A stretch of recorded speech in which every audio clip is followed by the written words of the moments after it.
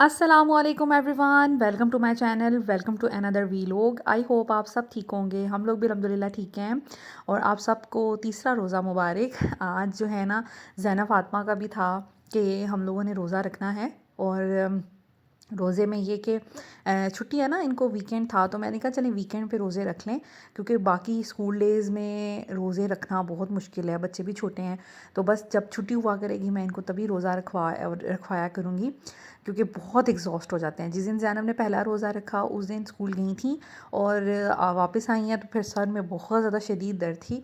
तो फिर सारा दिन बेचारी सोती रही हैं और अफ्तार से बिल्कुल थोड़ी देर पहले वो उठी हैं। तो बस इस वजह से मुझे था कि नहीं, फिर ऐसे नहीं, बहुत छोटी बच्चियाँ हैं अभी फ़िलहाल, तो चलें आदत होना रोज़े की अच्छी बात है। और ये कि वीकेंड्स पे ये मैं इनको रखवा लूँगी। तो खैर यहाँ पर मैं उठी थी सहरी के लिए, और आज टाइमली उठ के, कल तो हम लोग बहुत लेट उठे थे। तो खैर यहाँ पर मैं बना रही हूँ ऑमलेट। मेरा दिल था कि आज ऑमलेट खाया जाए। ये बड़ा बेसिक सा है, मुझे खैर पसंद है। तो मेरी ना कुछ तबीयत ठीक नहीं थी, मेरे पेट में दर्द थी, और दूसरा ये कि, और ये मेरे साथ तकरीबन 1 हफ़्ता हो गया हो रहा है। रमज़ान से पहले ही ना मेरे पेट में दर्द है और मैं बहुत अनकंफर्टेबल फ़ील कर रही हूँ। तो खैर 2 रोज़े तो मैंने रखे, और उसके बाद फिर मुझे ये था कि आज मैं कोई पराठा शराठा नहीं खाती, बिल्कुल सॉफ्ट सी ब्रेड खाती हूँ अंडे के साथ। और वैसे भी मैं ऐसी बंदी हूँ कि मैं 1-2 दिन पराठा खा सकती हूँ, रूटीन से पूरा हफ़्ता पराठा नहीं खा सकती। मेरा दिल ही नहीं करता। और दूसरा ये कि मैं फिर रमज़ान में भी अगर रोज़ा भी रखूँ ना, तो समटाइम्स 2 स्लाइस अंडे के साथ भी रोज़ा रख लेती हूँ, कि मुझसे फिर वो पराठा खाना वो सुबह-सुबह नहीं हो पाता। तो ख़ैर यहाँ पर मैंने बनाया था, ऑमलेट बना रही थी, जिसमें मैंने डाला है प्याज, हरी मिर्चें। हरी मिर्चें हमने इसमें ज़्यादा रखनी है, मैंने बच्चों की वजह से नहीं डाली, वरना मैं पूरी इसमें हरी मिर्च डालती हूँ, बीज भी डाल देती हूँ। तो आज मैंने नहीं डाले, क्योंकि मुझे था कि बच्चे भी खाएंगे। थोड़ा सा बच्चे ले लेंगे और थोड़ा सा मैं ले लूँगी, तो हमारे लिए ये सब सफ़िशेंट होगा। और हल्दी डाली है, नमक डाला है, लाल मिर्चें नहीं डाली। ये बिल्कुल येलो येलो सा बनता है, और इसमें जो फ्लेवर होता है ना उसका, हरी मिर्चों का, वो बहुत ज़्यादा होता है, बड़ा मज़े का लगता है। कभी ट्राई कीजिएगा। यहाँ पर जी मैं पराठे बना रही थी। पराठा मैंने बनाना था ज़ैनब, फ़ातिमा और ममा के लिए, तो इस वजह से मैं यहाँ पर पराठा उनके लिए बना रही थी। और ये मेरे पास ना थोड़ा सा मैदे वाला वो आटा गूँधा पड़ा था फ्रिज में, तो मैंने सोचा कि चले मैं इसको मिक्स करके दूसरे आटे के साथ बना देती हूँ इन दोनों के लिए पराठे, और ज़रा शौक़ से खा लेंगे, और इसके बड़े सॉफ्ट बनते हैं। तो वो बना रही थी, और मामा के लिए प्योर गंदम का आटे का, क्योंकि उनसे नहीं खाया जाता मैदे वाला ना, पूड़ियाँ, नान वो बहुत कम खाती हैं। यहाँ पे पराठे उनके लिए बनाऊंगी, और अपने लिए बनाऊंगी सिर्फ 2 स्लाइस ब्रेड। और साथ में मैं ना कहवा भी पी रही थी। मामा ने मेरे लिए सुबह सुबह ही कहवा बना दिया था, सौंफ का, इलायची। तो उन्होंने कहा था कि आप ना ये पियो। तो बस मैं, फिर उन्होंने बना लिया था, तो मैंने कहा कि जल्दी जल्दी मैं बस पराठे वगैरह बनाऊं, साथ साथ मैं पराठा भी, वो सॉरी, अपना कहवा भी पी लूँगी, और थोड़ा सा ठंडा होगा, तो फिर ये है कि हमारी सहरी हो जाएगी। सहरी में मैंने चाय बिल्कुल स्किप की हुई है, ठीक है, और उससे काफ़ी फ़ायदा हो जाता है, मेरा ख़्याल है ठीक रहता है इंसान। वरना हम जो चाय पीने वाले लोग हैं ना, ये नहीं रह सकते चाय के बगैर। हमें लगता है कि सारा दिन सर दुखेगा, और शायद ऐसा है भी, साइकोलॉजिकल एक इम्पैक्ट होता है ना किसी भी चीज़ का। हालांकि सर दर्द होने से चाय का कोई ऐसा शायद सीन नहीं है, लेकिन बस एक आदत हो जाती है। बचपन से चाय पीते आ रहे हैं, मेरी दादी माँ भी बहुत चाय पिया करती थी, फिर मामा भी, फिर हम भी। मामा ने तो अब छोड़ दी है, क्योंकि जब से उनको शुगर हुई है ना, तो वो चाय नहीं पीती, वो बहुत कम चाय पीती है, लाइक नाश्ते में पीती हैं, और दिन में नहीं पीती। वरना मामा भी मेरी तरह 3-3 कप पिया करती थी। तो अब वो ये कहती हैं कि मुझसे फीकी चाय नहीं पी जाती, इसलिए मैंने चाय छोड़ ही दी है। चाय मीठी हो तो मज़ा आता है, तो इस वजह से उन्होंने फिर चाय अब काफ़ी छोड़ दी है। वरना पहले तो बहुत चाय पिया करती थी वो मेरी तरह। एनीवेज़, यहाँ पर मैं बस आपके साथ शेयर करूँगी कि आजकल रूटीन थोड़ी सी डिस्टर्ब हुई हुई है। इसीलिए मैं रमज़ान से पहले ना सारी क्लीनिंग और ये सब चीज़ें कर लेती हूँ, क्योंकि मुझे पता है कि रमज़ान में मेरी एनर्जी थोड़ी डाउन हो जाती है, क्योंकि रोज़े के साथ फिर बाकी काम करना, इंसान एनर्जेटिक नहीं रह सकता ना। मैं ऐसी बंदी हूँ कि मेरा पेट भरा हो ना, फिर मैं बहुत काम करती हूँ, लेकिन अगर मेरा पेट खाली है ना, फिर मुझसे कोई काम नहीं होता।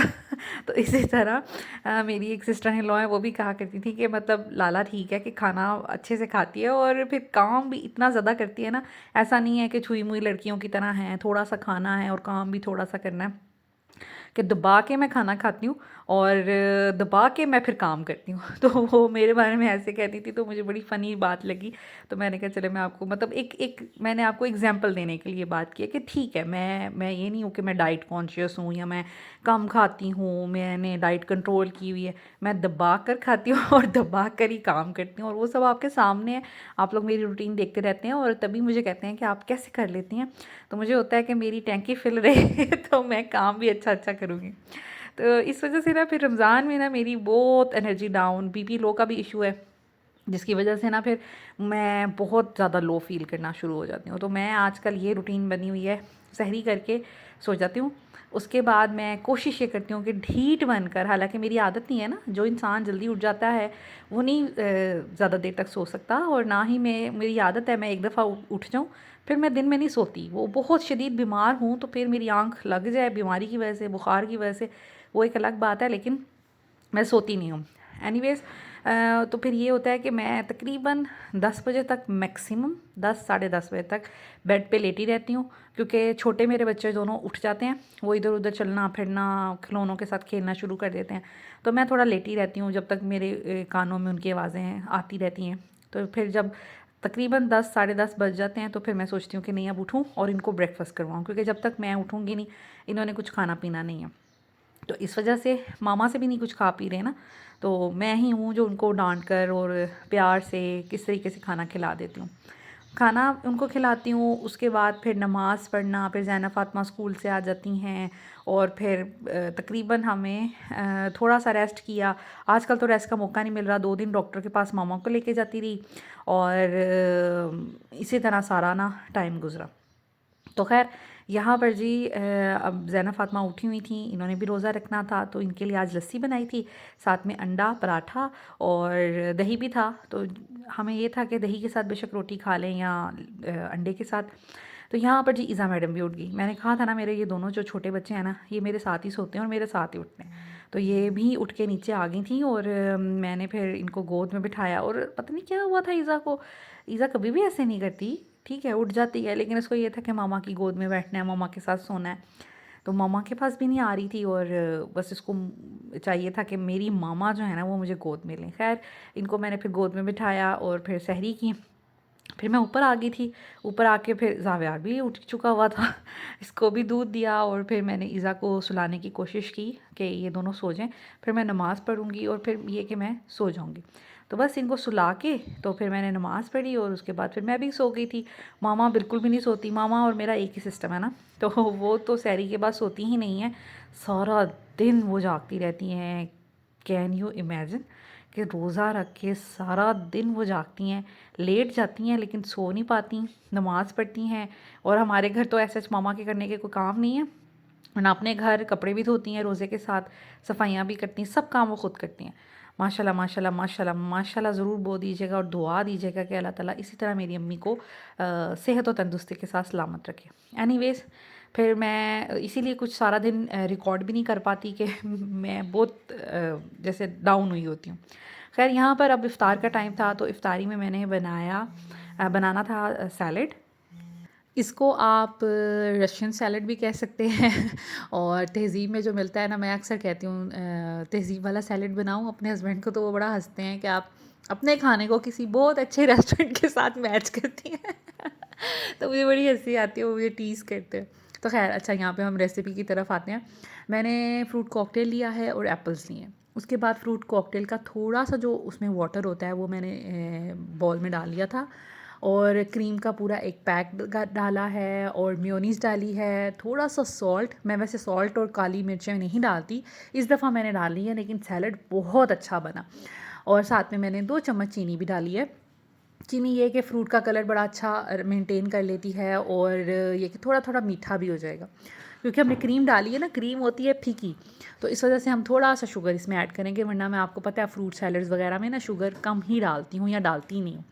बस इस सारे में हम मिक्स कर लेंगे। अच्छा, इससे ये ना सोचिएगा ये सारी क्रीम वाटरी वाटरी हो जाएगी, नहीं।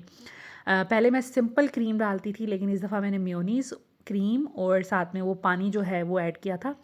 बहुत अच्छा सैलड बना था, जूसी, और ये थोड़ा सा बच गया था जो हमने नेक्स्ट डे यूज़ किया था। लाइक नेक्स्ट डे भी हमने इफ्तार में ये सैलड खाया था और बिल्कुल पानी नहीं छोड़ा, कुछ भी नहीं हुआ। यहाँ पर मैं सेपरेट करी थी थोड़ी सी सैलड नेबर्स के लिए, और बस मैं अब यहाँ पर जो है वो बॉल में इसको डाल लूँगी।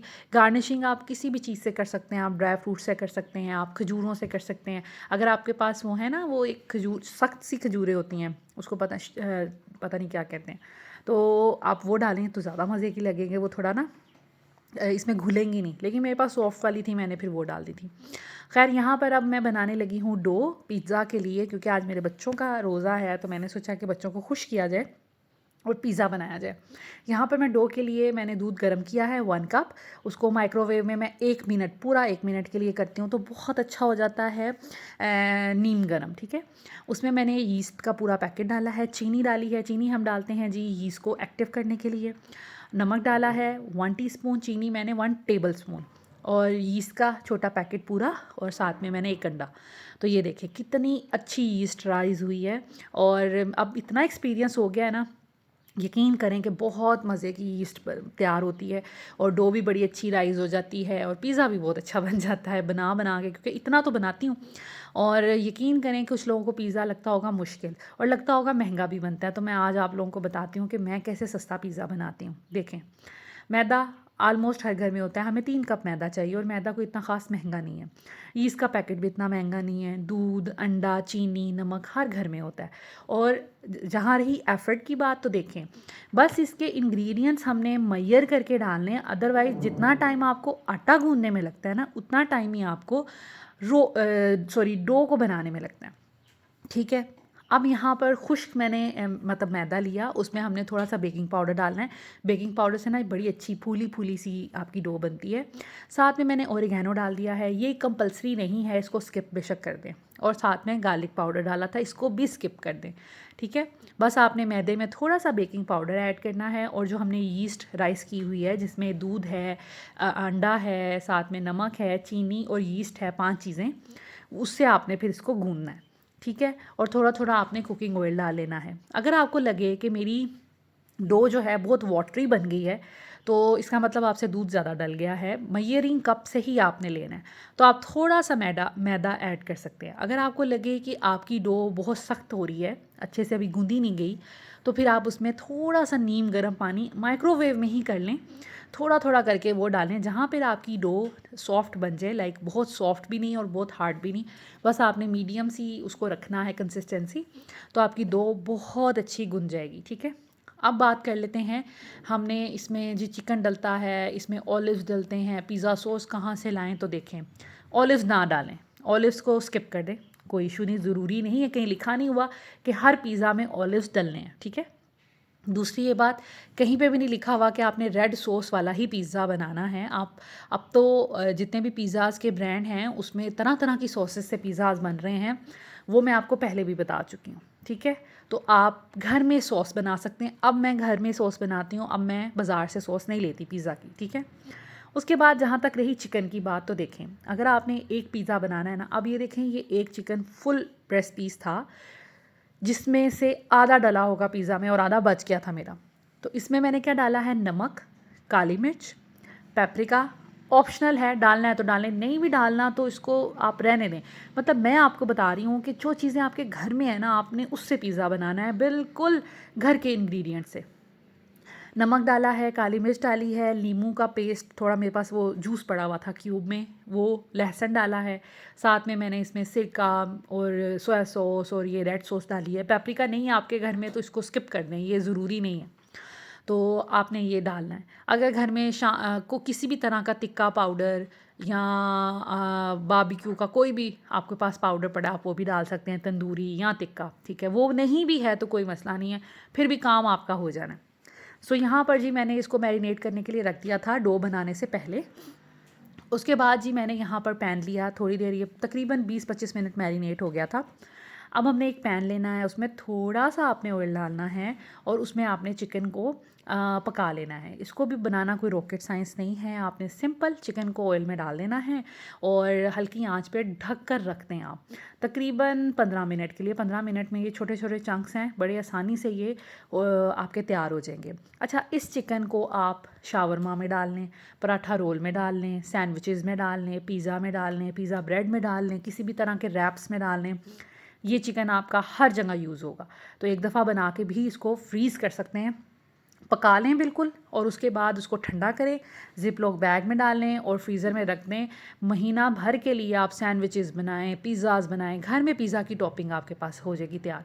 साथ में एक्स्ट्रा के तौर पर मैंने खाना बनाया, क्योंकि ज़ाहिर बात है सहरी में फिर सब्ज़ी कुछ ना कुछ चाहिए होता है। तो आज मैंने बनाया है आलू चिकन शिमला मिर्च का सालन। तो ये भी हमारा बन रहा था, इसकी रेसिपी मैंने शेयर नहीं की, ये तो सिंपल बेसिक सी चीज़ थी। हाँ जी। और यहाँ पर आ गई पिज़्ज़ा की टॉपिंग्स, जिसमें प्याज है, शिमला मिर्च है और कॉर्न्स है। कॉर्न्स को भी स्किप कर दें, इसने कोई बहुत चार चांद नहीं लगा देने पिज़्ज़ा को। अगर आपने इकोनॉमिकल पिज़्ज़ा बनाना है ना, तो सिर्फ प्याज और शिमला मिर्च ही काफ़ी हैं। उसके बाद यहाँ पर जी हमारा चिकन अभी तैयार हो रहा है। मीनवाइल मैंने सब्जियाँ वगैरह भी कट करके रख ली थी, ताकि मेरा काम सारा होता जाए। और हम लोग 4 बजे शुरू करते हैं बनाना अफ्तारी, और 2 घंटों में बड़ी आसानी से हर चीज़ बन जाती है। ये जो पिज़्ज़ा है मैंने 4 बजे शुरू किया था, हर चीज़ रॉ से, मतलब डो भी बनाई, इसका चिकन भी बनाया, सब्जियां भी काटी, तो अल्हम्दुलिल्लाह सारी चीज़ें मैनेज हो गई थी। और मैं अकेली थी बनाने वाली, मेरे साथ किसी ने हेल्प नहीं की, क्योंकि मामा की थोड़ी तबीयत नहीं ठीक थी, मैं नहीं चाह रही थी वो काम करें। और यहाँ पर अब मैं बना रही हूँ पिज़्ज़ा की सॉस। अच्छा, ये पिज़्ज़ा की सॉस मैं थोड़ी डिफरेंट बना रही हूँ, वरना मैं आपको दूसरी रेसिपी भी साथ ही साथ देती हूँ, कि अगर आपने इतने लंबे चौड़े कामों में नहीं पड़ना। खैर, ये मैं वाइट सॉस बना रही हूँ, जो हमारी लजानिया में डिफरेंट चीज़ों में यूज़ होती है। आपने थोड़ा सा ऑयल लेना होता है, उसमें आपने 2 चम्मच मैदे के डालकर, थोड़ा सा बटर डाल के आपने उसको फ्राई करना होता है।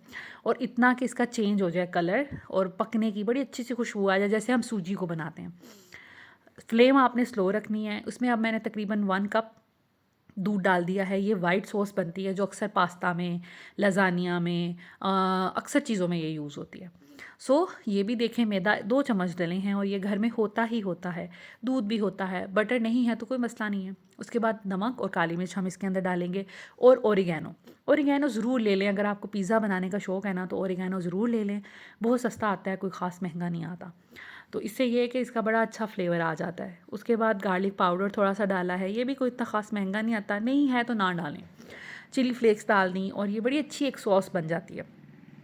अब इसके अंदर मैं डालूँगी, ये वैसे ये बेसिकली एक सॉस है ये वाली। इसमें मैंने एडिशनली डाला है थोड़ा सा चीज़ मेरे पास था। चीज़ भी मैं सस्ती वाली लेती हूँ, महंगी वाली चीज़ नहीं लेती, और वो बड़ी अच्छी ज़्यादा क्वांटिटी में मिल जाती है। बहुत से शहरों में अच्छा ब्रांड की चीज़ मिलती है।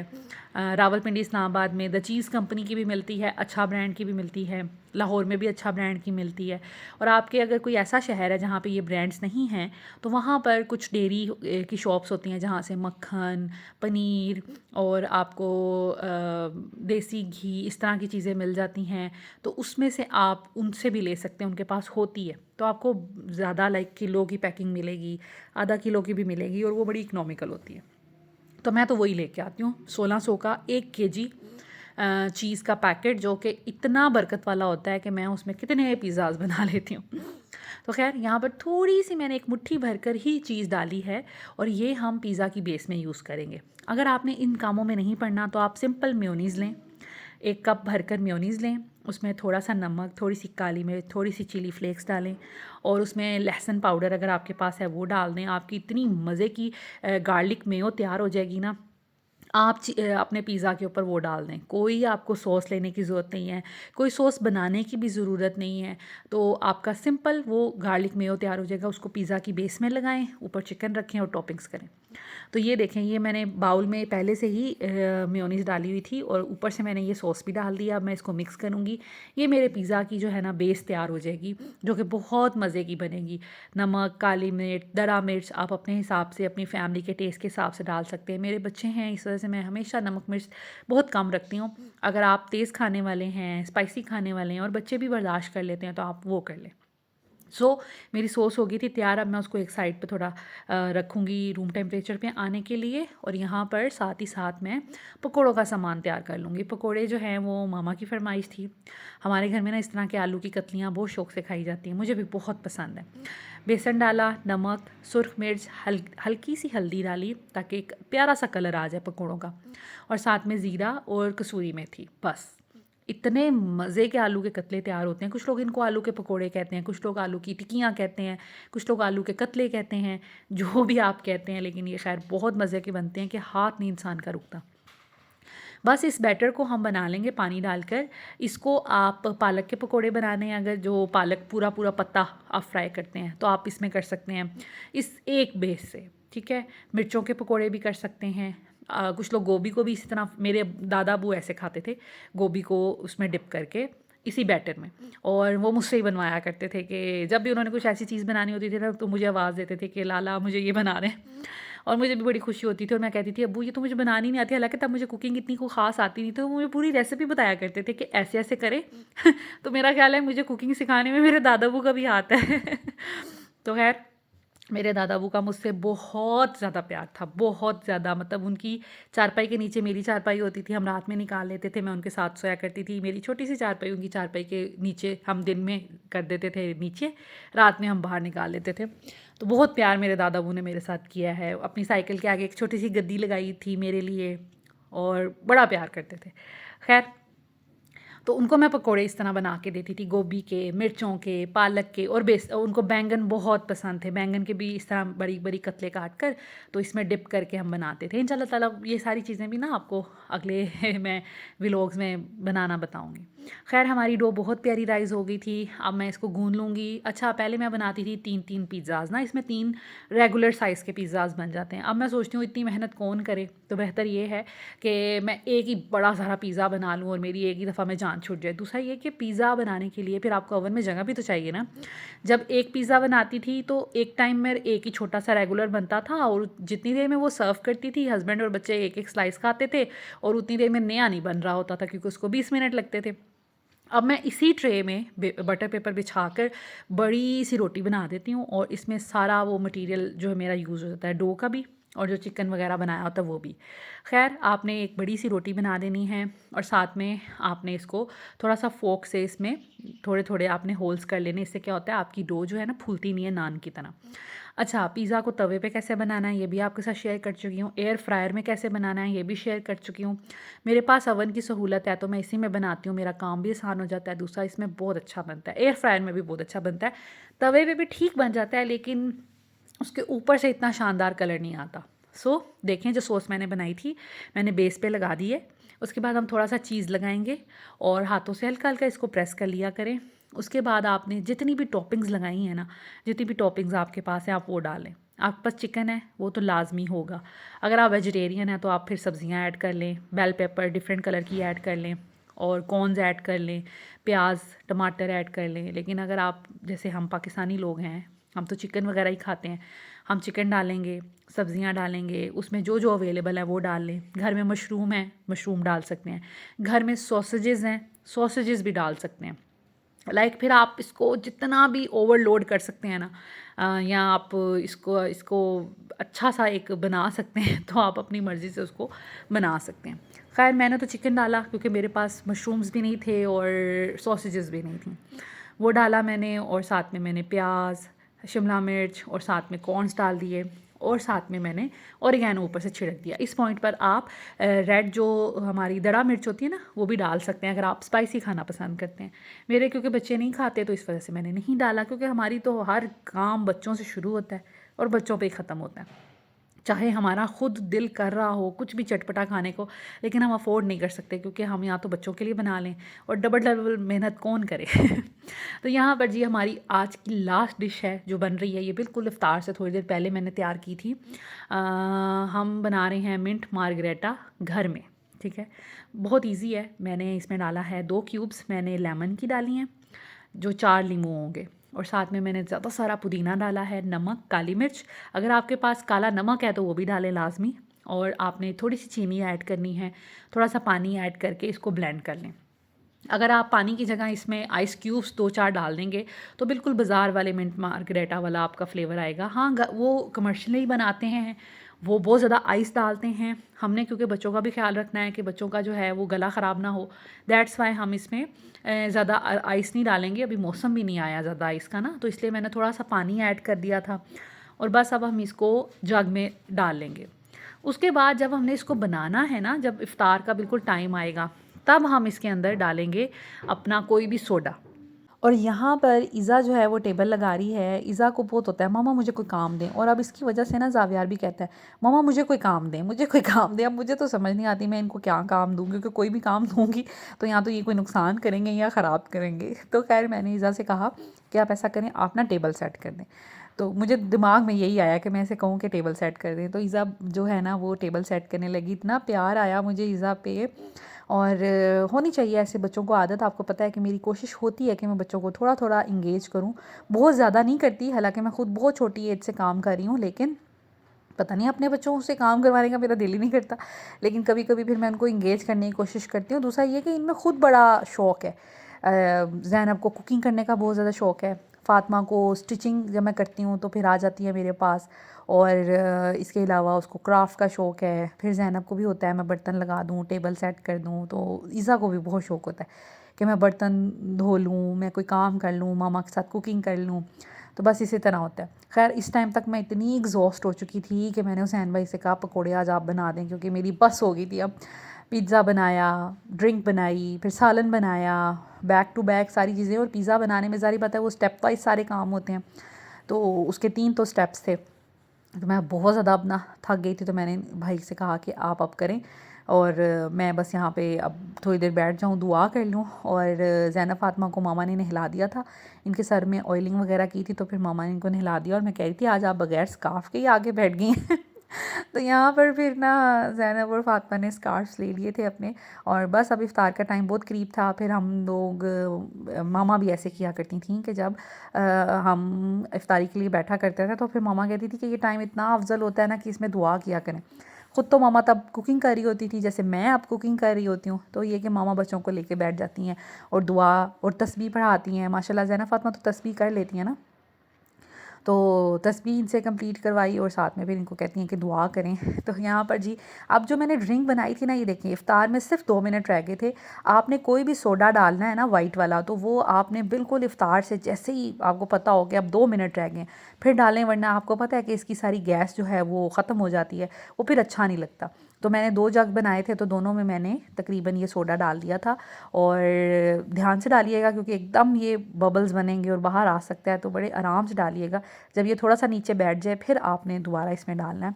तो बहुत मज़े की रिफ़्रेशिंग ड्रिंक बनती। दूसरा ये कि ये डाइजेशन के लिए बहुत अच्छी है, क्योंकि इसमें लेमन है, इसमें मिंट है, जो कि आप जो मर्ज़ी खाएं तो आपकी डाइजेशन के लिए बहुत ज़बरदस्त हो सकती है। तो इस तरह इंशाल्लाह ताला कोशिश करूँगी आपको और भी ड्रिंक्स के बारे में बताऊँ, जैसे लेमनेड हम बना सकते हैं थोड़ा डिफरेंट वे में, और बाकी भी चीज़ें इंशाल्लाह ताला। अभी पहले रमज़ान में हमने बनाया था टैंग, दूसरे में जामे शीरी, और थर्ड में मैंने फिर ये बनाया। मामा भी बड़ा हैरान हो रही थी, मामा कहती कि हर रोज़े के साथ नहीं हमें ड्रिंक मिलेगी। तो माशाल्लाह ये हमारी इफ़्तार है सिंपल लेकिन मज़े की। और बर्गर जो हैं वो नेबर से आए थे, तो 2 थे, एक ईज़ा ने खा लिया और एक मैंने यहाँ पे रखा था। सैलड भी बहुत अच्छा बना था। सिंपल सा मेन्यू है लेकिन बड़ा कंप्लीट मेन्यू है। एक हमारे पास मेन कोर्स है, पिज़्ज़ा जो है, फ्राइड आइटम में हमारे पास ये आलू हैं, और साथ में हमने एक चाट बना ली। ठीक है, इंशाल्लाह ताला नेक्स्ट वीडियो में मैं आपके साथ शेयर करूँगी इफ़्तार का मेन्यू कि डेली बेसिस पे आपने 30 दिन कैसे रमज़ान में अपना इफ़्तार का मेन्यू जो है ना बनाना है। तो वो वीडियो भी बड़ी इन्फॉर्मेटिव होगी, आप लोगों को सोचना नहीं पड़ेगा आज क्या बनाएं आज क्या बनाएं। और डेली एक ही मेन्यू, पकोड़े, पानी और चिप्स आलू की, इससे ज़रा जान भी छूट जाएगी और रोज़ डिफरेंट चीज़ें होंगी इंशाल्लाह ताला। तो वो वीडियो आपके लिए बड़ी इन्फॉर्मेटिव होगी।